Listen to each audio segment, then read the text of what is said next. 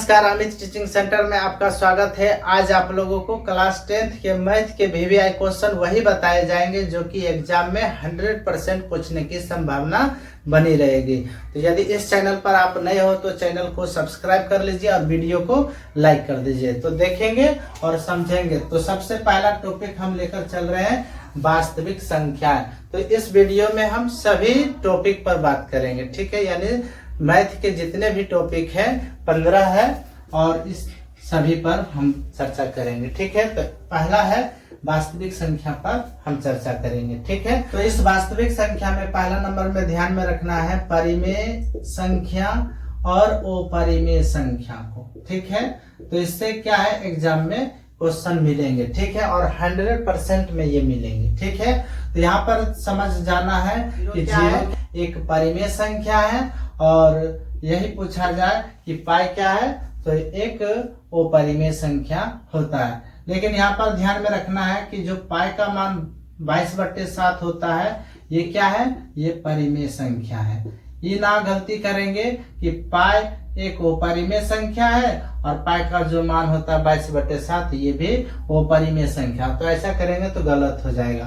तो क्या करना है, ध्यान में रखना है कि पाई एक अपरिमेय संख्या है और पाई का जो मान होता है 22/7 ये क्या है, परिमेय संख्या। और पाई का मान एक और होता है 3.14, तो ये भी क्या है, परिमेय संख्या है। तो आप इसे ध्यान में रखना है, ठीक है, क्योंकि ये ऐसी गलतियां बहुत विद्यार्थी गलत करते हैं, ठीक है, जिससे नॉलेज नहीं होता है। अब आगे यह भी ध्यान रखना है कि जैसे 3.1401 001 0001 और डॉट डॉट इस प्रकार से दिया रहे, तो जहां पर ये इस प्रकार से डॉट डॉट का चिन्ह दिया रहेगा तो वहां पर क्या देंगे, वो परिमेय संख्या होगा। तो ये ध्यान में आप लोग को रखना है। और आगे दिया जाए कि इस प्रकार से 3.142 और इस पर रेकरिंग दे दिया जाए तो ये क्या है, परिमेय संख्या है कि वो परिमेय संख्या,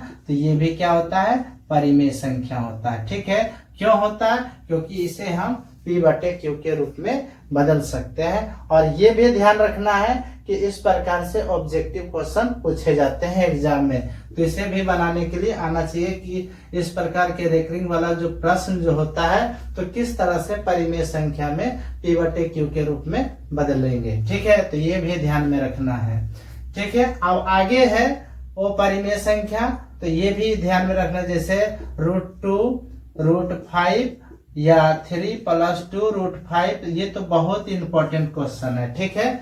और ये क्या आता है, तो ये आता है सिद्ध करें, ठीक है, सिद्ध करें कि √2 या √5 या 3 + 2 √5 एक क्या है, वो परिमेय संख्या है। तो इस प्रकार से एग्जाम में आपको ये क्वेश्चन मिलेंगे। वो परिमेय संख्या, वो परिमेय संख्या है। तो इस तरह से आपको एग्जाम में मिलेंगे, ठीक है। दूसरा नंबर शांत और अशांत। शांत और अशांत, जैसे में 6/15, तो इसे किस तरह से पहचानेंगे कि शांत है या अशांत है। तो सबसे पहले जो नीचे में दिया रहेगा इसको क्या करना है, अभाज्य गुणनखंड में तोड़ देना है। तो 15 है तो 3 से लगाएंगे, 3 5 जा 15 और 5 1 जा 5 होता है, ठीक है। तो यहाँ पर इसे देख रहे हैं 6/3 × 5 आ रहा है। अब यहाँ से देख रहे हैं क्या है, अब यहाँ पर गलती कर देते हैं विद्यार्थी लोग, क्या करते हैं कि यहाँ देख रहे हैं 3 और 5 और ध्यान में रखे हुए हैं कि केवल 5 आना चाहिए। और यहाँ पर देखिए केवल 5 ही आ रहा है। क्यों आ रहा है, तो देखिए 3 से इसको कैंसिल करेंगे तो यहाँ पर कितना हो जाए, 3 2 जा 6 हो जाएगा, तो 2/5। तो यहाँ पर देखिए क्या है, शांत हो गया। और यहाँ पर बनाते हैं तो क्या हो जाता है, वो शांत के रूप में दिखता है। लेकिन जब इसे हल करते हैं तो क्या आता है, शांत आता है। तो आप जब भी एग्जाम में शांत और अशांत के क्वेश्चन इस प्रकार से मिले तो आप इसे हल करके तभी शांत और अशांत में आप निर्णय ले सकते हैं, ठीक है। नहीं तो इस प्रकार यहीं पर निर्णय ले लेंगे तो यहाँ पर शांत की जगह पर ओशांत आप टिक करके आएंगे। ठीक है, तो इसलिए इसे ध्यान में यहाँ पर रखना है। अब देखेंगे ओशांत, जैसे दे दिया जाए 7/2 × 3 × 5। ठीक है, और इस पर हम पावर दे देते हैं 2, 3 और 5। तो यहाँ पर क्या है, तो ये अशांत है। क्यों अशांत है, यहाँ पर देख रहे हैं ये केवल अगर 2 की घाते रहता तो शांत हो जाता, या केवल 5 की घाते रहते तो भी शांत हो जाता, या केवल 2 की घाते रहता या 5 की घाते रहता, दोनों रहता तो भी शांत होता। लेकिन यहाँ पर एक अदर क्या आ गया, अभाज्य संख्या की घाते हैं। तो अगर इस प्रकार से आ जाए तो ये क्या हो जाएगा। नंबर में ध्यान में रखना है मोसो और लोसो। तो ये आपको बनाने के लिए आना चाहिए, किस तरह से मोसो बनाए जाते हैं, किस तरह से लोसो बनाए जाते हैं। ठीक है, तो मोसो पूछेंगे तो यूक्लिड विभाजन प्रमेयिका का प्रयोग करके पूछा जाता है इसमें। तो आप लोग पढ़े होंगे यूक्लिड विभाजन क्या है, अगर नहीं पता है तो आप वीडियो में जाकर देख सकते हैं। ठीक है, इस प्रकार से क्वेश्चन पूछे जाते हैं मोसो और लोसो से कि यदि 2 संख्याओं का मान दिया रहे और इन दोनों में से किसी एक का मान दिया रहेगा तो क्या करना है। अगर मोसो का मान दिया रहेगा तो लोसो का फॉर्मूला लगा देंगे। तो लोसो का फॉर्मूला क्या होता है, 2 संख्याओं का गुणनफल अब बट्टे में क्या हो जाएगा, मोसो। और यदि इसका मान दिया रहेगा और हमसे ये पूछ लिया जाए मोसो का मान निकालिए, तो 2 संख्याओं का गुणनफल अब बट्टे में क्या हो जाएगा, लोसो नीचे चला जाएगा। ठीक है, और यदि पहली संख्या पूछ लिया जाए आपसे कि पहली संख्या क्या होगा, तो मोसो गुने लोसो बटे में दूसरी संख्या चली जाएगा। और दूसरी संख्या पूछेगा तो क्या करेंगे, मोसो गुने लोसो बटे में पहली संख्या चली जाएगी। ठीक है, चौथे नंबर में इस प्रश्न को ध्यान में रखना है कि व्याख्या करें 7 × 11 × 13 जोड़ 13 और 7 × 6 × 5 × 4 × 3 × 2 × 1 जोड़ 5 भाज्य संख्याएं क्यों हैं। ये VVI क्वेश्चन है। ठीक है, ये कई एग्जामों में पूछा गया है। तो नेक्स्ट टॉपिक बहुपद पर चर्चा करेंगे। ठीक है, तो पहला नंबर ध्यान में रखना है क्या, परिभाषा को। परिभाषा को जैसे में बहुपद किसे कहते हैं, बहुपद के प्रकार, जैसे एक पदी बहुपद किसे कहते हैं, द्विपदी बहुपद किसे कहते हैं, त्रिपदी बहुपद किसे कहते हैं। और ये क्या घात वाला भी आपको ध्यान में रखना है, यानी कि क्लियर रहना चाहिए। तो एक घातीय बहुपद किसे कहते हैं, द्विघातीय बहुपद किसे कहते हैं, त्रिघातीय बहुपद किसे कहते हैं। और ये सभी को ध्यान में रखते हैं तो आप बहुपद को अच्छी तरह से पहचान सकते हैं किसे बहुपद कहते हैं। तो आप बहुपद का भी परिभाषा ध्यान में रखेंगे, जिस चर का घात धनात्मक में होता है उसे बहुपद कहते हैं, और जिस चर का घात ऋणात्मक में या बट्टा में या रूट में रहेगा तो उसे बहुपद नहीं कहेंगे। ठीक है, तो ये बहुपद पहचानने के लिए दिया जाता है एग्जाम में। ठीक है, ऑब्जेक्टिव क्वेश्चन में आपको मिलेंगे। ठीक है, तो इसलिए बहुपद पहचानने के लिए सभी विद्यार्थी को आना चाहिए। ठीक है, में ध्यान में रखना है क्या, द्विघात बहुपद। द्विघात बहुपद का क्या है सूत्र, तो सूत्र क्या होता है, x² - alpha + beta × x + alpha × beta.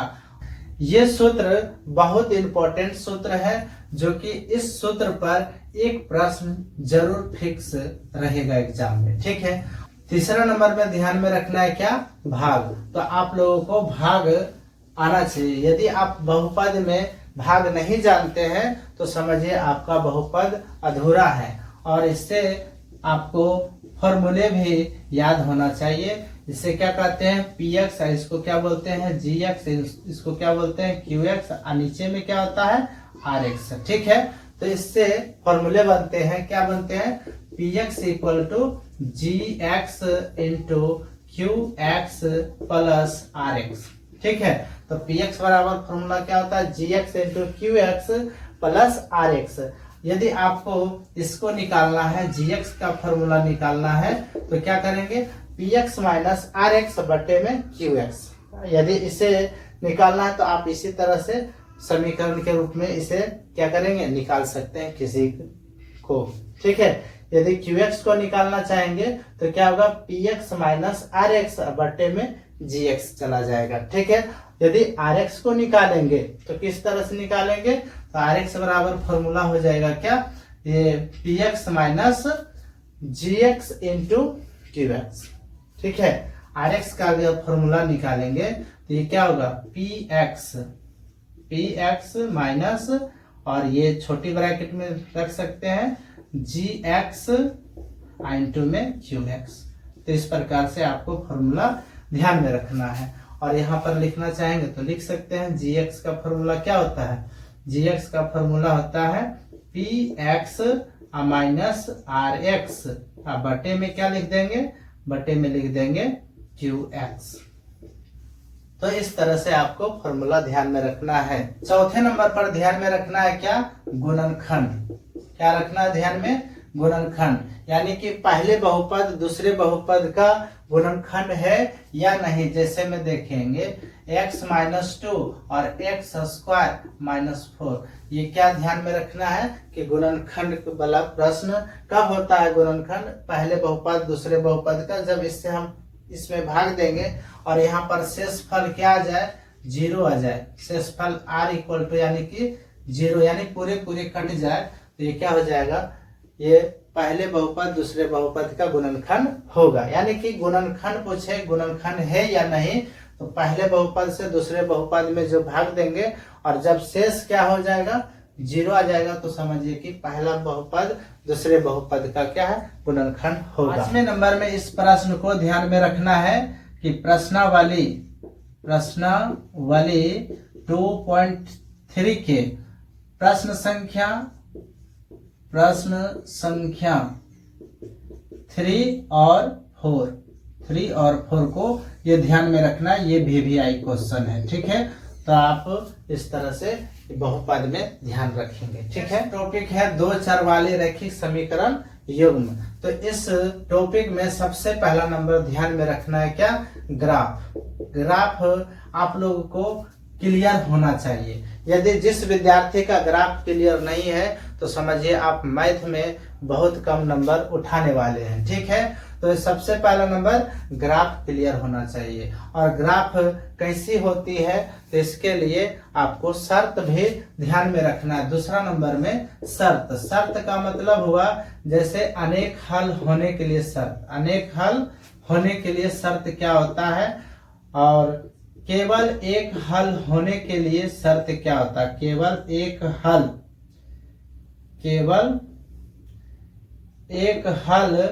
होने के लिए शर्त क्या होता है, और कोई हल नहीं होने के लिए शर्त क्या होता है।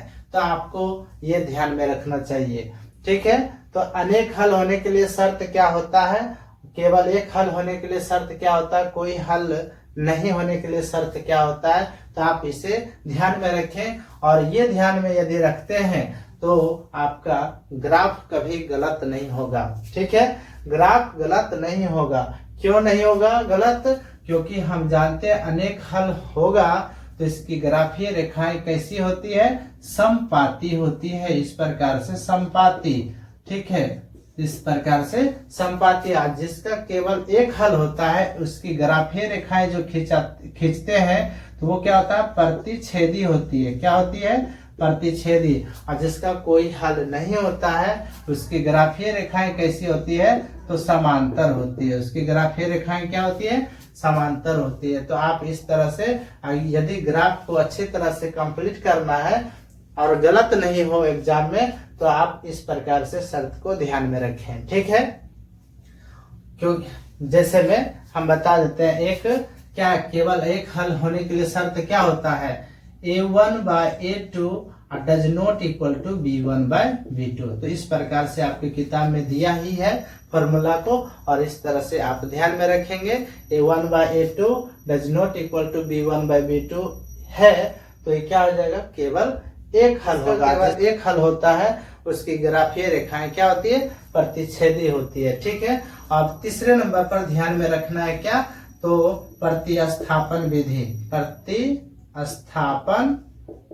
प्रतिस्थापन विधि, समीकरण को हल करने के लिए प्रतिस्थापन विधि विलोपन विधि, विलोपन विधि विधि और वज्र गुणन विधि, वज्र गुणन विधि। ठीक है, तो ये विधि आप लोगों को क्लियर होना चाहिए। और सबसे ज्यादा इंपॉर्टेंट जो होता है विलोपन विधि ही माना जाता है। ठीक है, सबसे ज्यादा विलोपन विधि का प्रयोग करके हम समीकरण को हल करते हैं। ठीक है, तो इस तरह से चौथे नंबर पर ध्यान में रखना है क्या, आयु वाला प्रश्न और भिन्न वाला प्रश्न को ध्यान में रखना है। ठीक है, तो आप लोग इन सभी को अच्छी तरह से प्रैक्टिस करके, अच्छी तरह से तैयारी करके एग्जाम में बैठना। और सबसे ज्यादा इस पर ध्यान रखना है क्या है, इस वाले शर्त को, जो कि आपको एनसीईआरटी बुक में या स्टूडेंट फ्रेंड्स के मैथ के बुक में आपको मिल जाएंगे। ठीक है, हमारा नेक्स्ट टॉपिक है द्विघात समीकरण। इस टॉपिक में हमें पहला नंबर ध्यान में रखना है कि गुणनखंड विधि द्वारा, गुणनखंड विधि द्वारा मूल ज्ञात करना, मूल ज्ञात करना। पहला नंबर में ये ध्यान में रखना है। दूसरा नंबर, ठीक है, यानी कि ये आना चाहिए, सबसे बेसिक यही चीज है कि गुणनखंड विधि द्वारा मूल को ज्ञात करना। दूसरा नंबर में ध्यान में रखना है द्विघाती सूत्र, द्विघाती सूत्र, यानी कि d बराबर फॉर्मूला क्या होता है, बी स्क्वायर माइनस 4ac, और इसी से हम x का मान निकालेंगे तो -b या प्लस माइनस रूट डी, और बटे में क्या हो जाता है 2a होता है। तो ये द्विघाती सूत्र है, और द्विघाती सूत्र का प्रयोग करके हम किसी भी प्रकार का क्या करेंगे, द्विघात समीकरण को हल कर सकते हैं। ठीक है, अब आगे है, नेक्स्ट है कि मूलों की प्रकृति, मूलों की प्रकृति। तो यदि ये सब आप लोग नहीं जानते हैं तो आप हमारे वीडियो में जाकर देख सकते हैं, यानी हमारे प्लेलिस्ट में जाकर देख सकते हैं इस प्रश्न को। ठीक है, इस प्रकार के प्रश्न को प्लेलिस्ट में जाइए, और मैथ वाले में क्लास 10th जो प्लेलिस्ट में नजर आएंगे वहीं पर आप लोग इस वीडियो को देख सकते हैं। मूलों की प्रकृति कैसी हो जाती है और क्या होती है मूलों की प्रकृति, सब उस वीडियो में बताएंगे। ठीक है, चौथे नंबर में ध्यान में रखना है इस प्रश्न को, प्रश्नावली 4.2 का प्रश्न संख्या 3, 4 और 5, ये VVI क्वेश्चन है। ठीक है, तो आप इस प्रश्न को अच्छी तरह से प्रैक्टिस करके एग्जाम में बैठेंगे। ठीक है, नंबर में इस प्रश्न को ध्यान में रखना है कि प्रश्नावली 4.3 का प्रश्न संख्या 2 नंबर, 3 नंबर, 4 नंबर, 6 नंबर और 7 नंबर, ये बहुत VVI क्वेश्चन, यानी वेरी इंपॉर्टेंट क्वेश्चन है। आप इसे अच्छी तरह से बना लेंगे। ठीक है, और इसे यदि अच्छे तरह से बना लेते हैं तो द्विघात समीकरण से आपका जो भी प्रश्न आएगा आप अच्छी तरह से बनाकर और हंसते हुए आएंगे। अगर आप इस तरह से नहीं जानते, जितने भी हम बता रहे हैं और इस तरह से नहीं जानते हैं, तो आपका समझिए कि मैथ में बहुत कम नंबर मिलने वाले हैं। इसलिए जो भी हम बता रहे हैं और बताने वाले हैं तो इसे अच्छी तरह से देखिए और इसी को प्रैक्टिस करके एग्जाम में बैठिए। ठीक है, टॉपिक समांतर श्रेणी। इसमें से पहला नंबर ध्यान में रखना है सभी फॉर्मूला को, सभी सूत्र को। ठीक है, जैसे में एपी का फॉर्मूला क्या होता है, एसएन का फॉर्मूला क्या होता है, एन का फॉर्मूला क्या होता है, डी का फॉर्मूला क्या होता है, यानी सर्वांतर का फॉर्मूला क्या होता है। तो सर्वांतर का फॉर्मूला क्या होता है, दूसरा पद माइनस पहला पद। तो इस तरह से पहला नंबर में सभी फॉर्मूला को ध्यान में रखना है। दूसरा नंबर में क्या ध्यान में रखना है, इस प्रश्न को, यानी प्रश्नावली 5.2 का प्रश्न संख्या 1 से लेकर 10 तक और 13 नंबर, 14 नंबर और 16 नंबर, ये सभी प्रश्न को अच्छी तरह से प्रैक्टिस करना है, क्योंकि ये प्रश्न VVI क्वेश्चन है। ठीक है, और यहीं से क्वेश्चन पूछे जाते हैं। तीसरे नंबर पर ध्यान में रखना है क्या, इस प्रश्न को, प्रश्नावली 5.3 का प्रश्न संख्या 1 से लेकर 10 तक और इसमें 13 नंबर और 16 नंबर ये क्या है, प्रश्न VVI क्वेश्चन है और यहीं से एग्जाम में क्वेश्चन छपते हैं। ठीक है, तो आप इसे अच्छी तरह से प्रैक्टिस करें और इन सभी पहले क्या करना है, फॉर्मूला को क्लियर करके और इन सभी को बनाना है। ठीक है, और इस तरह से अगर आप इससे अच्छी तरह से बना लेते हैं तो आपका अच्छी तैयारी AP में हो चुका है। ठीक है, त्रिभुज, इसमें पहला नंबर ध्यान में रखना है त्रिभुज के प्रकार, त्रिभुज के प्रकार और इनकी परिभाषाएं, इनकी परिभाषाएं, परिभाषा। ठीक है, परिभाषाएं। तो पहला नंबर ध्यान में रखना है त्रिभुज के प्रकार, यानी त्रिभुज कितने प्रकार के होते हैं और इनकी परिभाषाएं। और दूसरा नंबर में ध्यान में रखना है प्रमेय। आप त्रिभुज में प्रमेय को अच्छी तरह से ध्यान में रखते हैं तभी आपका त्रिभुज अच्छी तरह से बन पाएगा। तीसरा नंबर में इस प्रश्न को ध्यान में रखना है कि प्रश्नावली 6.2 का प्रश्न संख्या 1, प्रश्न संख्या 3, प्रश्न संख्या 5 और प्रश्न संख्या 9 और प्रश्न संख्या 10 को अच्छी तरह से बनाने के लिए आना चाहिए, क्योंकि ये क्या है, VVI क्वेश्चन है। ठीक है, चौथे नंबर में इस प्रश्न को ध्यान में रखना है कि प्रश्नावली 6.3 का प्रश्न संख्या 2 नंबर 3 नंबर क्लियर होना चाहिए, क्योंकि ये भी क्या है, VVI क्वेश्चन है। ठीक है, पांचवें नंबर में इस प्रश्न को ध्यान में रखना है कि प्रश्नावली 6.4 का प्रश्न संख्या 1, प्रश्न संख्या 3 और प्रश्न संख्या 8 और प्रश्न संख्या 9 को अच्छी तरह से प्रैक्टिस करना है, क्योंकि ये क्वेश्चन VVI क्वेश्चन है और एग्जाम में यहीं से क्वेश्चन पूछे जाते हैं। ठीक है, छठे नंबर में इस प्रश्न को ध्यान में रखना है कि प्रश्नावली 6.5 का प्रश्न संख्या 4, प्रश्न संख्या 5 और प्रश्न संख्या 6 को अच्छी तरह से प्रैक्टिस करना है। टॉपिक निर्देशांक ज्यामिति में पहला नंबर ध्यान में रखना है कि दूरी वाला प्रश्न, दूरी वाला प्रश्न, संरेखी वाला प्रश्न, समदूरस्थ वाला प्रश्न, त्रिभुज का क्षेत्रफल,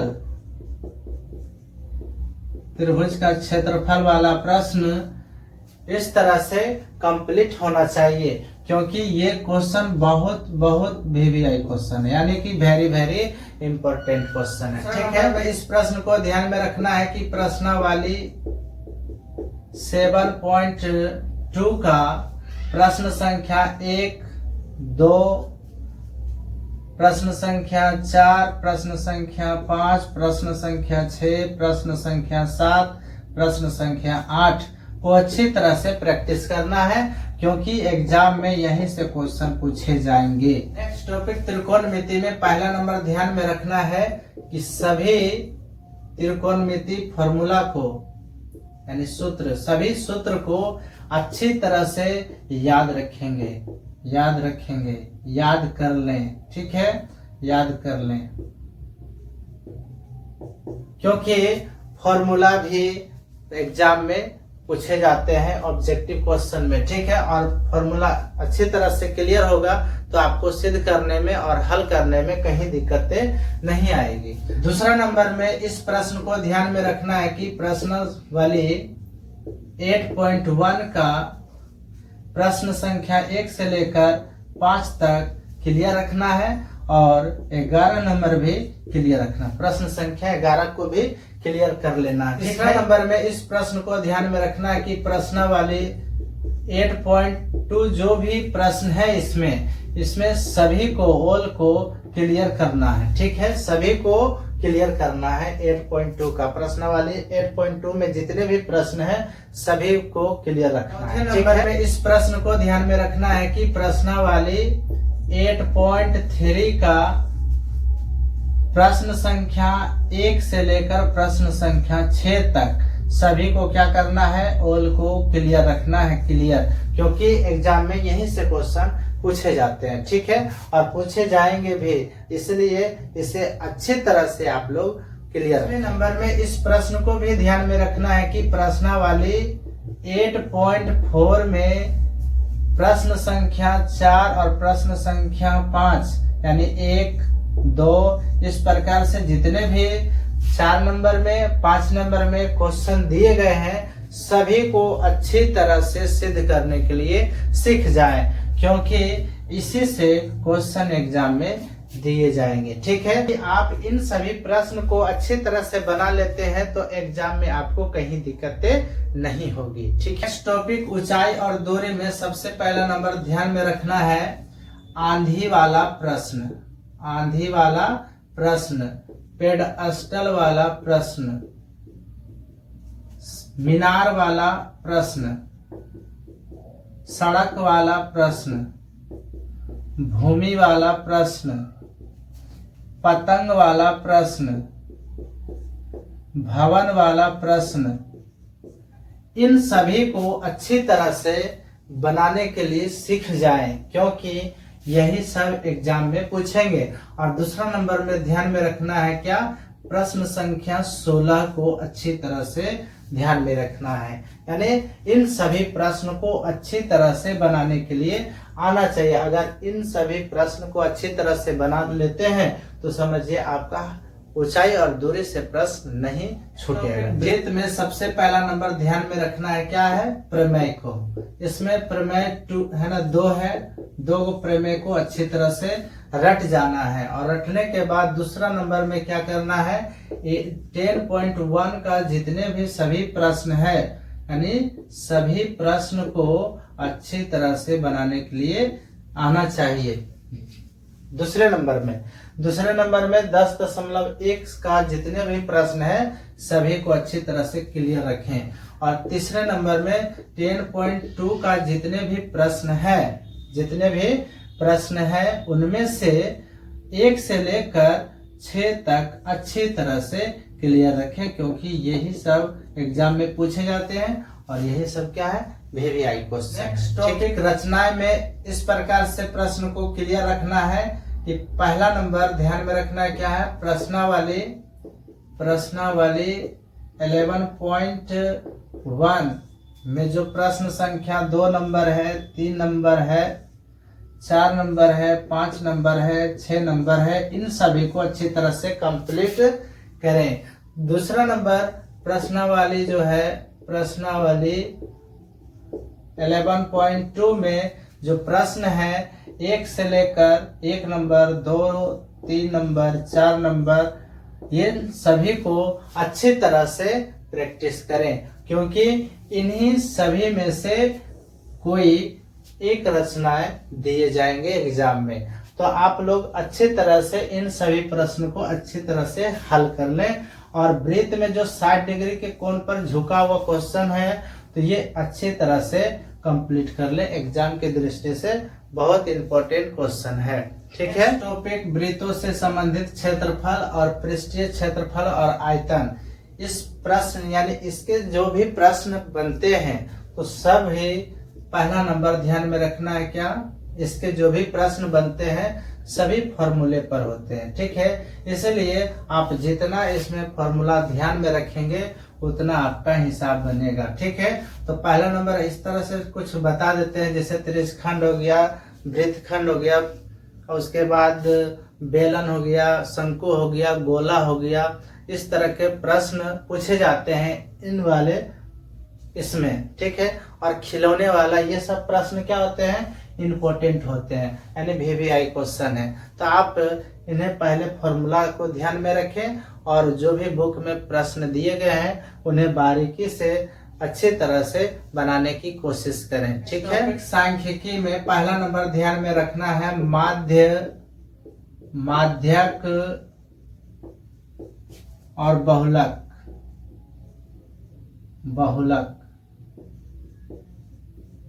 बहुलक का जो भी फॉर्मूला होता है यानी सूत्र है, इन्हें अच्छी तरह से कंप्लीट रखें, अच्छी तरह से कंप्लीट रखें, यानी कि माध्यक और बहुलक का तीनों का फॉर्मूला अच्छी तरह से ध्यान में रखें। और माध्य में कितने घर बनाने पड़ते हैं, तो यानी कि इसमें 2 घर पहले से दिया रहेगा, इसमें 2 घर बाद में बनाना पड़ता है। किसके लिए, तो वर्ग चिन्ह और fx का मान निकालने के लिए।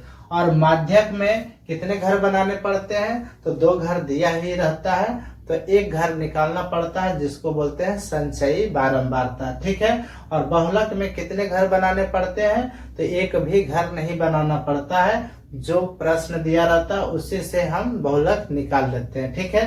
तो इस तरह से, और यदि आप माध्य माध्यक बहुलक नहीं जानते हैं तो हमारे वीडियो में जाकर, प्लेलिस्ट में जाकर देख सकते हैं। दूसरा नंबर में इस प्रश्न को ध्यान में रखना है कि प्रश्नावली 14.3 में जितने भी प्रश्न हैं सभी प्रश्न को अच्छी तरह से बनाएंगे। ठीक है। क्योंकि माध्यक में जो प्रश्न है, माध्यक का जो प्रश्न होता है वो तरह तरह के बनते हैं। ठीक है। इसलिए आपको इस पर अच्छी तरह से प्रैक्टिस करनी है। ठीक है। और सबसे पहले हम क्या बताएं कि माध्य माध्यक बहुलक जब बना रहे हैं तो इसे अच्छी तरह से पहले क्या होना चाहिए, फॉर्मूला अच्छी तरह से क्लियर होना चाहिए। और इसमें एक फॉर्मूला और होता है, यानी वर्ग चिन्ह निकालेंगे माध्य में, तो इसका फॉर्मूला क्या होता है, सीमा प्लस निचली सीमा बाय 2 होता है। ठीक है। तो पहले क्या करना है, माध्य का फॉर्मूला, माध्यक का फॉर्मूला और बहुलक का जो फॉर्मूला होता है, और बहुलक में किस तरह से सेटिंग करते हैं, F1, F0, F2, तो ये सब हमारे प्लेलिस्ट के वीडियो में जाकर देखिए और इन सभी को अच्छी तरह से समझिए। ठीक है। नेक्स्ट टॉपिक प्रायिकता में सबसे पहला नंबर ध्यान में रखना है क्या, सिक्का। सिक्का वाला प्रश्न को अच्छी तरह से, यानी 1 सिक्का, डबल सिक्का और ट्रिपल सिक्का, 3 तरह के क्वेश्चन इससे पूछे जा सकते हैं। दूसरा नंबर में ध्यान में रखना है ताश। ताश वाले जो प्रश्न है अगर नहीं समझ में आता है तो उसे अच्छी तरह से समझिए हमारे वीडियो से। ठीक है। तो आप वीडियो में जाएं और यानी प्लेलिस्ट में जाकर आप ताश वाले प्रायिकता को अच्छी तरह से समझ सकते हैं। तीसरा नंबर में पासा। पासा से प्रश्न भर भर के प्रश्न आते हैं एग्जाम में। ठीक है। इसलिए पासा को अच्छी तरह से कंप्लीट रखें, यानी इस तरह से पासा से प्रश्न पूछा जा सकता है। एक पासे को एक बार फेंका जाता है तो सम अभाज्य संख्या आने की प्रायिकता क्या होगी, तो इसका सम अभाज्य संख्या आने की प्रायिकता क्या होगी, तो यहाँ पर सम अभाज्य संख्या पूछा है तो 1 कितना हो जाएगा, 6 हो जाएगा। और यदि नहीं समझ में आ रहा है तो अभी भी जाकर पासा वाला वीडियो आप देखिए और अच्छे तरह से समझ में आ सकता है ना, आ जाएगा। ठीक है। तो इसलिए ताश जिसे नहीं समझ में आ रहा है तो हम वीडियो में अच्छी तरह से ताश को समझाएं। ठीक है। और चौथे नंबर में ध्यान में रखना है क्या, थैला। थैला वाला प्रश्न, उसमें रहेगा 5 लाल गेंदे हैं, 5 पीली गेंदे हैं, 5 सफेद गेंदे हैं, तो इस प्रकार से प्रश्न रहेंगे। तो थैले के स्थान पर क्या रह सकता है, यानी कि पेटी भी रह सकता है, पिग्गी बैंक भी दिया जा सकता है, जल कुंड भी दे सकता है, मछली जल कुंड, उसमें यानी कि जल कुंड में कुछ नर मछलियां हैं, कुछ मादा मछलियां हैं, इस प्रकार से प्रश्न दिए जाते हैं। यानी कि पेटी रह सकता है, यानी कि पिग्गी बैंक रह सकता है, थैला रह सकता है, तो इसी प्रकार से पूछे जाते हैं। तो आप इन सभी को अच्छी तरह से कंप्लीट रखते हैं तो प्रायिकता आपका नंबर नहीं कटेगा, प्रायिकता में आपका नंबर कभी नहीं कटेगा। ठीक है। तो ये भी जान लीजिए कि कोई भी प्रायिकता का मान जो होगा वो 0 से लेकर और 1 के बीच में ही आंसर आता है। ठीक है। तो आप ये ध्यान रखेंगे कि कोई भी प्रायिकता, जितने भी सिक्का हो या ताश हो, पासा हो, थैला में जो भी गेंदे हैं, जितने भी प्रायिकता बनाएंगे तो उसका आंसर जो होगा 0 से लेकर, यानी 0 भी हो सकता है, 1 भी हो सकता है। ठीक है। और इसके बीच में ही कोई संख्या आएगी, ना कि 1 से बड़ा कोई प्रायिकता नहीं होती है। ठीक है। यानी 0 से बड़ा और 1 से छोटा प्रायिकता हो सकता है, यानी होती है। ठीक है। तो इन सभी प्रश्न को अच्छी तरह से हल करें। ठीक है। और यदि नहीं समझ में आता है तो हमारे वीडियो में जाकर इन सभी प्रश्न को अच्छी तरह से समझ सकते हैं और अच्छे नंबर ला सकते हैं मैथ में।